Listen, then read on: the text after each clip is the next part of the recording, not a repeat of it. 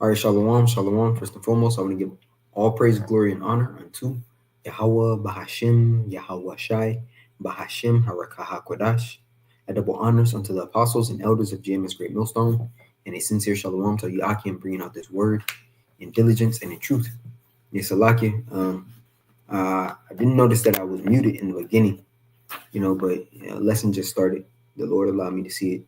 Call Lauren Yahweh Shema Shai. But as you see, the lesson is entitled "The Truth in Their Folly," the Oxford study.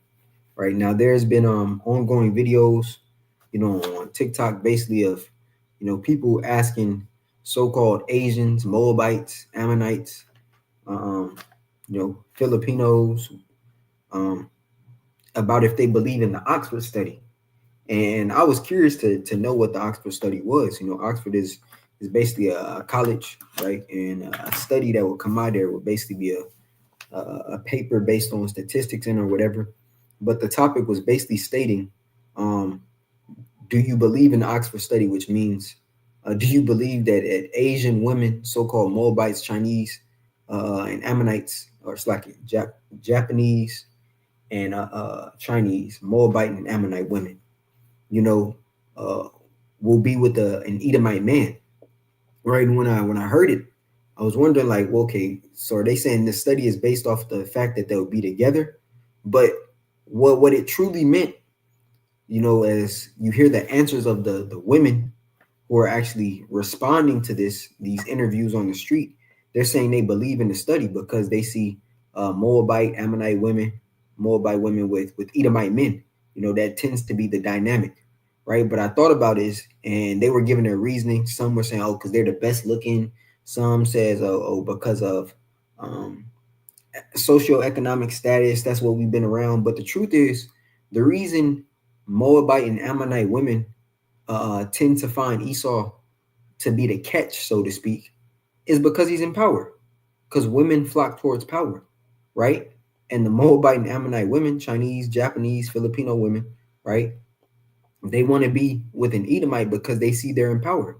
They see they have the highest socioeconomic status, that they're running everything, that they are the ones that have the highest paying jobs, right? We know this is the nature of women, to go where they feel it is the best option for their security, right? So I want to get into it, right? As you see right here, said this is just one of the articles, but and I'll go into it a little bit deeper. It says, I'd never heard of the Oxford study before, but it's sometimes mentioned in the TikTok comments on videos of Asian women and white men.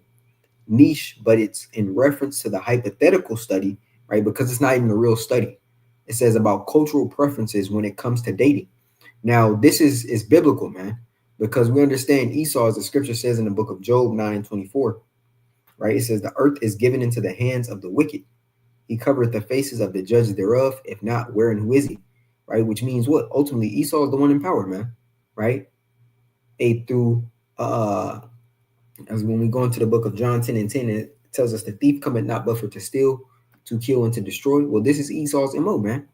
The same nation of women who are loathing after him, they've been conquered, right? So they ultimately are just clinging on to their oppressors, right? They see who's in power and they're sticking with that comfortability, much like Stockholm syndrome. How our women get down, man. Here it is, you've been conquered, and you see the man in power is Esau. So what do? You flock unto him and put your man down.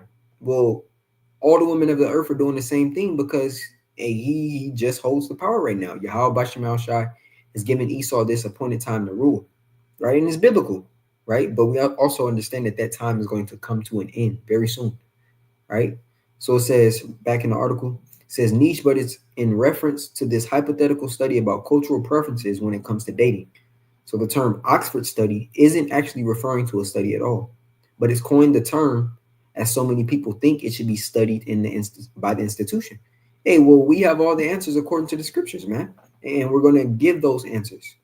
It says the phrase, according to an Oxford study, was actually trending on TikTok last year, used as a joke to pretend a hot take or opinion was legit. It then snowballed into the stereotype between multicultural relationship. Social media users have since used the term to stereotype these relationships. Some examples also include clips of men doing stupid things, with viewers commenting that women must only be with them because of the Oxford study. I want to get to the point where it's speaking about so-called Asian women, man. Says the Oxford study is used to refer to Asian women and white men. Matter of fact, here's another article. Right, it says the Oxford study on Asian women dating white men refers to a 2010 Oxford University study called the New Susie Wong Normative Assumptions of White Male and Asian Female Relationships, which became the subject of joke on TikTok and elsewhere. And I don't even believe that the people who are actually putting the hashtag of Oxford study know about this actual paper or publication. Right, it says which became jokes on TikTok and elsewhere, aimed to criticize and mock Asian female and white male relationships. Internet users spam Oxford study in the comment section of videos showing instances of the interracial relationships. However, despite the memes purporting that the study was about the tendency of Asian women to choose white men to date, the Oxford study in question was solely about TV advertisement and how some shape perceptions of romantic relationships between white men and Asian women. But I actually grabbed the study or the publication, so to speak. Let's see if this is going to play.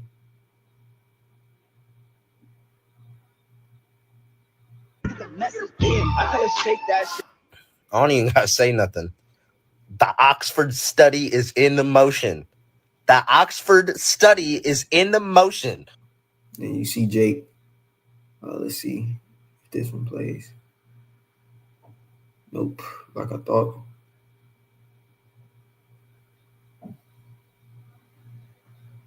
The comments being like, is he white? But no, I feel like I've dated a lot of different ethnicities actually. And I'm like pretty open-minded, but I feel like what I'm naturally attracted to is just Asian and Middle Eastern guys. And I'm not saying that I'm opposed to white people. If I think they're attractive, why not? Okay, but I just feel like a huge part of dating. Post a video of a white boy dating an Asian girl. The comments always say Oxford study, like that's supposed to definitively prove something about the relationship. But if you look at the actual Oxford study, it's about representations of relationships in TV advertisements. It has very little to do with real relationships. On top of that, it was published more than 10 years ago, which is bad for sociological research. But this is the thing, and I'll get into the article because it does support, what actually and how Esau is ruling, man. So I want to get into it. Matter of fact, let's grab another precept. Because we understand women flock towards power, man. And ultimately, Esau is the one in power. This is Ecclesiastes 10:7, and it reads, I've seen servants upon horses and princes walking as servants upon the earth, right? Hey, so the servant upon the horse is who? Esau, Edom. But the scripture says, I've also seen princes walking as servants upon the earth, right? And we're those princes being in the position of servants, right? Horses represent power. So that servant or the basis of men is the one in power at the moment. And the prince, Yashar Allah, right? He is a prince of the power. We're walking as servants upon the earth, serving Esau, Edom, and the rest of these heathen nations. Matter of fact, I want to grab another precept. This is coming from the book of Deuteronomy, 28th chapter. It's like the 3rd verse, right? And it reads, and the stranger that is within thee shall get up above thee very high, and thou shalt come down very low. He shall lend to thee, and thou shalt not lend to him. He shall be the head, and thou shalt be the tail. And this is the position due to our disobedience unto Yahweh Bashim Al-Shai. Ultimately, we're captives here, man. As the scripture tells us, behold, we are yet this day in our captivity. Now, I went on ChatGPT to figure out if it was real, so I went through a couple prompts. And it says that it's not a real study, it's a viral myth, though it's still truth unto this myth. So I asked them to give me information on the New Susie Wong Normative Assumptions of White Male and Asian Female Relationships, right? And it says the author is Rashka Pand. It says the paper is not an Oxford study, but the author has been affiliated with UK universities and does psychological or sociological research, right? It says the main arguments or finding of long-standing stereotypes between white men and Asian relationships. It says the paper argues that Western society often sees Asian women through stereotypes such as exotic, submissive, hyperfeminine, sexually available, and eager to please Western men. That Western is specifically speaking of Edomite men, right? It's not speaking of all men in the West, but it's Western men to Esau, man, right? It says white men are positioned as liberators, right? A common media trope portrays white men as rescuing Asian women from oppressive cultures, offering freedom, modernity, and better life opportunities. And it's funny that they say this because when you look at the actual TikToks of Asian women who are being interviewed, you know, when they tell you the reasons as to why they go for Edomite men, hey, all the roads lead back into these things: better life opportunities. They feel as if he has the stronger genes, which are just lies, but it ultimately lies back into Esau's in power, man. So when men are in power, guess what? Majority of women on the planet want those men, right? So let's go into the book of Deuteronomy to prove this, right? This is in the book of Deuteronomy, the 20th chapter, right? And you read that it's the laws of warfare, right?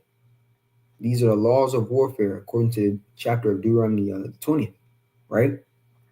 Now I'm going to jump down into the point. And it reads, but the women and little ones, matter of fact, 20 and 10.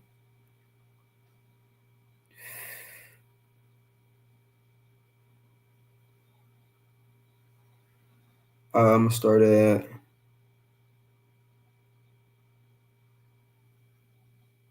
20 and 8. It says, and the officers shall speak further unto the people, and they shall say, what man is there and faint-hearted?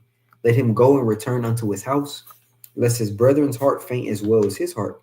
Right? If you're scared to fight, basically, a much like in the time of Gideon in the book of, I believe it's Judges, the 6th chapter, either Judges the 6th chapter or the 7th chapter, speaks about Gideon and ultimately all the multitude that wanted to fight. And he told them if they were scared to go home, so forth and so on. Basically, filtering out or sifting out the individuals who weren't serious.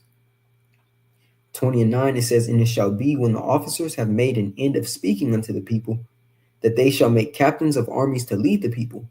When thou comest nigh unto a city to fight against it, then proclaim peace unto it.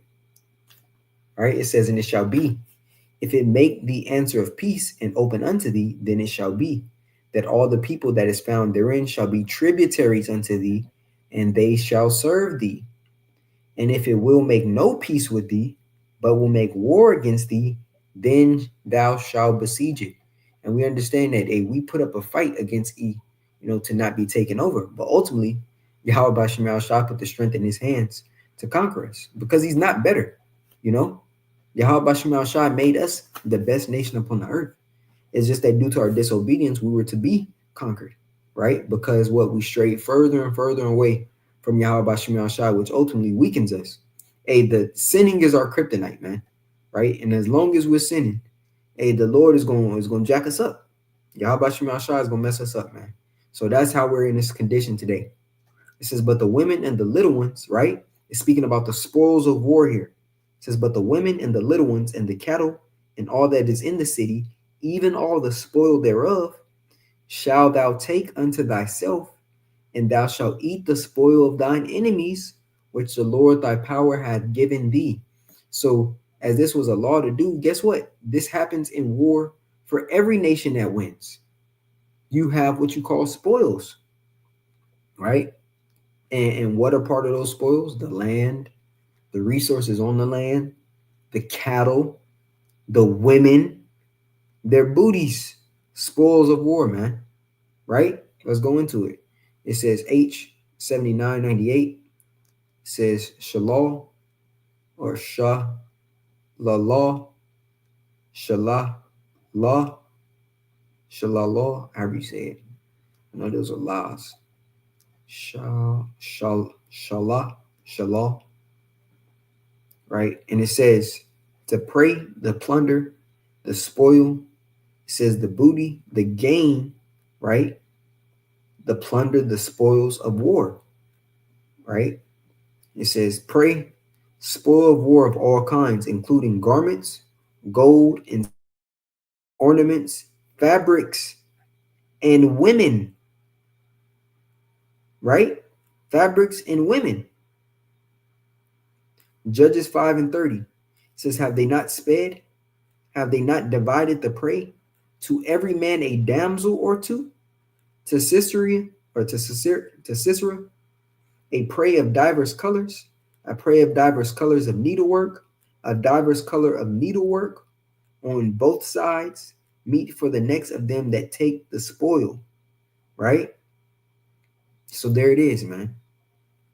Flocks and herds, people, garments, food, and drink, cattle. Let's see.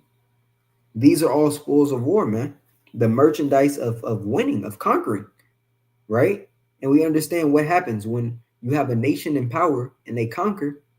The same women of the nation that was conquered, their men are put to death. And what happens? The women are then cleaving unto the men who conquered them, right? And that's why you see what? All women flocking unto Esau too. All nations of women, are flocking to Esau. Though Jake is still the most desired, they understand that the power lies with the conqueror. So it's not as if Esau is just the best. No, he's just the one in power right now. Because guess what? When the tides turn and the kingdom of Israel is in power, right? Let's read this. This is Isaiah the 60th chapter, right? It says a glorified Zion. Glorified ultimately meaning what? Exalted, adorned, right? Adorned ultimately because Yahweh Shai, they put the nation on, man. To put it in Jake terms. But it's going to be a glorified Zion, a glorified people, man, in which we're going to be running the kingdom, under Yahweh Shai, King David, the 12, and the rest of the elect, man. That's the governing body, right? It says, arise and shine. I'm going to start at the top. Isaiah 60 at the top. It says, arise and shine, for the light is come, and the glory of Yahweh is risen upon thee. For behold, the darkness shall cover thee, the gross darkness the people. But the Lord Yahweh shall arise upon thee, and his glory shall be seen upon thee, right? Because we're going to really shine as that wise and understanding people, as the scripture tells us in the book of Deuteronomy, 4th chapter. Matter of fact, right? We'll have this light back on us as a whole, and it's going to be in perfection. This Deuteronomy 4, and I'll start here at 5. And it reads, behold, I have taught you statutes and judgments, even as the Lord my power Yahweh commanded me, that ye should do so in the land whither ye go to possess it. Keep therefore and do them, for this is your wisdom and your understanding in the sight of the nations. Ultimately, what makes us to shine, right? As wisdom maketh the man face to shine. It says, which shall hear all these statutes and say, surely this great nation is a wise and understanding people. For what nation is there so great that hath Yahweh so nigh unto them, as the Lord our power is in all things that we call upon him for? And what nation is there so great that hath statutes and judgments so righteous as all this law which I set before you this day? Right? So the nations are going to understand again that we're, the greatest to have graced the earth because of Yahweh Ba'ashim Yahushai, man. Right? And women just come with rulership. It's just part of it. This is how it is, man. Women have always flocked towards the men in power and position, right? It says, for behold, the darkness shall cover the earth, and gross darkness the people. But the Lord Yahweh shall arise upon thee, and his glory shall be seen upon thee. 3, and the Gentiles shall come to thy light, and kings to the brightness of thy rising. Lift up thine eyes round about and see. All they that gather themselves together, they come to thee. Thy sons shall come from far, and thy daughters shall be nursed at thy side. Then thou shalt see and flow together, and thine heart shall fear and be enlarged, because the abundance of the sea shall be converted unto thee. The forces of the Gentiles shall come unto thee. Well, let's read what the forces of the Gentiles are. Right, it says the forces of the Gentiles, the forces, right? It says forces, H2448. It's like at 2428.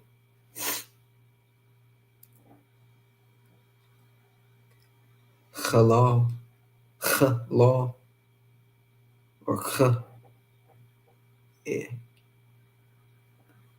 It says the strength, the might, the efficiency, the wealth, right? The riches, the power, the substance. It says forces of resources, of wealth, of goods, of substance, man.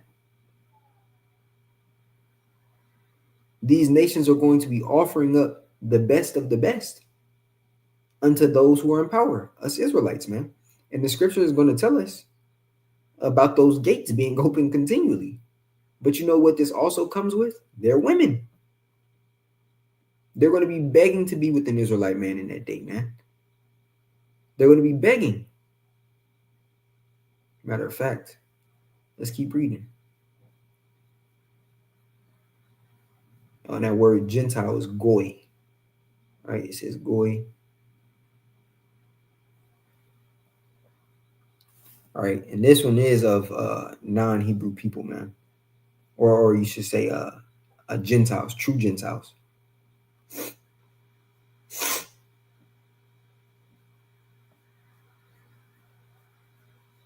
You know, not Israelites. Matter of fact, I'm gonna just read down. It says, "The multitude of camels shall cover thee, the dromedaries of Midian and Ephah, all they from Sheba shall come. They shall bring gold and incense, and they shall show forth the praises of the Lord. All the flocks of Kedar shall be gathered together unto thee. The rams," so these are all the nations bringing in the best, you know, of what they have. It says, "The rams of Nabaoth shall minister unto thee that serve. It says, they shall come up with acceptance on mine altar, and I will glorify the house of my glory. Who are these that fly as a cloud and as doves to their windows? It says, surely the isles shall wait for me, and the ships of Tarshish first, to bring thy sons from far, their silver and their gold with them, unto the name of Yahweh Bahashem Yahweh Shai, and to the Holy One of Israel, because he hath glorified thee. And the sons of strangers shall build up thy walls," right? Because we're going to have slaves and servants, man, right? All nations are going to serve us. It says, "The sons and strangers shall build up thy walls." Hey, much like in the time of King David and King Solomon. King David put the nations under subjection, right? And King Solomon, they both ruled for 40 years, right? And what happened? And you had them basically get the forces through the subjection that King David put under on them. What? King Solomon was able to have that 40 years of peace, but it occurred through war, through violence, right? And ultimately, when you take a look at, I believe the man's name was Hiram, who built or constructed the house of Solomon. It says, "And the sons of strangers shall build up thy wall." Matter of fact, let's grab it. His name was Hiram.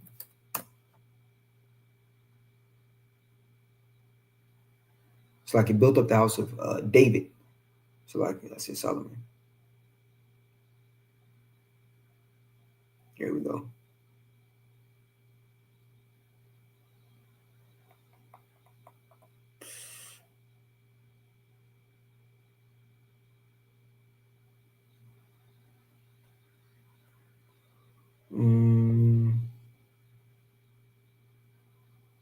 Here we go.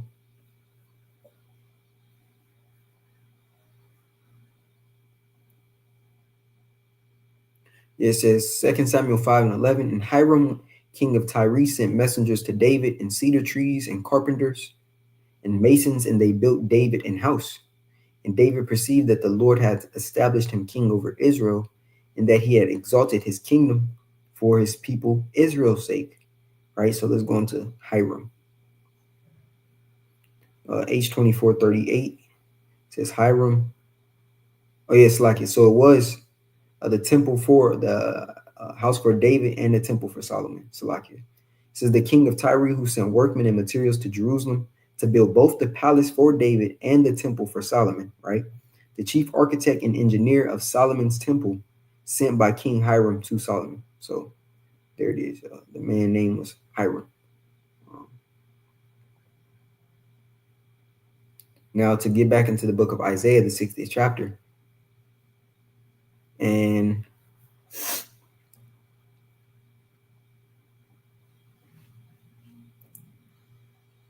I was at verse 10. It says, "And the sons of strangers shall build up thy walls, and their kings shall minister unto thee. For I in my wrath smote thee, but in my favor have I had mercy on thee. Therefore thy gates shall be open continually, they shall not be shut day nor night, that men may bring unto thee the forces of the Gentiles, and that their kings may be brought. So when we go into that word forces, right? Same word, right? G24:28. It says, whether of men or other resources, army, wealth, virtue, valor, army, band of men, soldiers, company, great forces, goods, right? The goods, the riches, the substance, which women we established are booties of war, man, or casualties of war, right? So women included, you know. So just to prove that, the nation that rules ultimately, everyone bows down unto them, man, and tries to bring their best. Well, not tries, they do bring their best. Because the scriptures talked about if they don't, even if they don't come in, I'll grab it. I believe it's in Isaiah as well.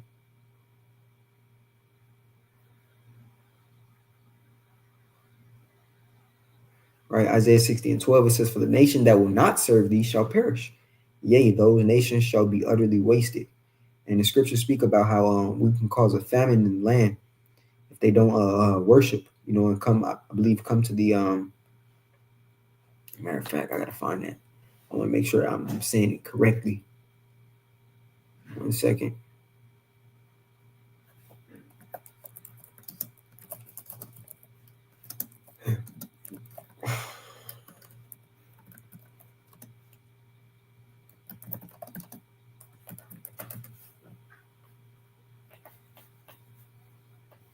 Yeah, here we go.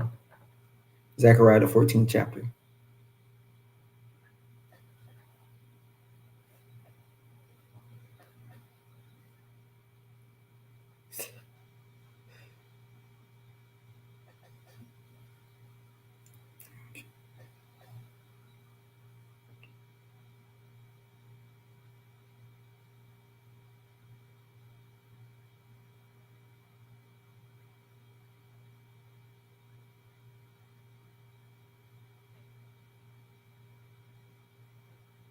Here we go. This is Zechariah 14 and 15.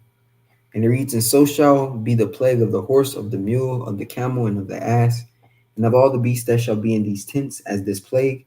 And it shall come to pass that everyone that is left of the nations, of all the nations which came against Jerusalem, shall even go up from year to year to worship the King, Yahweh of hosts, and to keep the Feast of Tabernacles.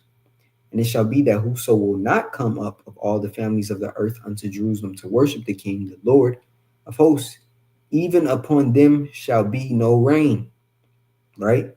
And if the family of Egypt go not up and come not, that have no rain, there shall be the plague wherewith the Lord will smite the heathen that come not up to keep the Feast of Tabernacles. So there it is, right? So who's ever in power, holds the possessions of the earth, man. And ultimately, the earth was made for our sakes, right? But Yahweh Shem Shai will give us that inheritance of the earth and the things within it, including the people, man. So I just want to, go in on this study a bit, just to show that it's because he's in power that women flock to him and that he has these resources. And ultimately, Yahweh Shem Shai gave him that power. But when we'll be in power, and we'll receive the glory of all these things in which wisdom is the mother of, in the kingdom to come, right? And women are just the spoils of war, right? We're focused on bigger and better things like governing, what Yahweh Shem Shai has us to governing at a appointed time, man. And exploring the world in which we created. Lord willing, we be those men. So Lord willing, this lesson was edifying unto the body. I want to give all praise, glory, and honor unto Yahweh, Bahashim, Yahweh Shai, Bahashim, Harakah HaKodash. A double honors unto the apostles and elders at GMS Great Millstone, and a sincere shalom to Yakim, bringing out this word in diligence and in truth. Shalom.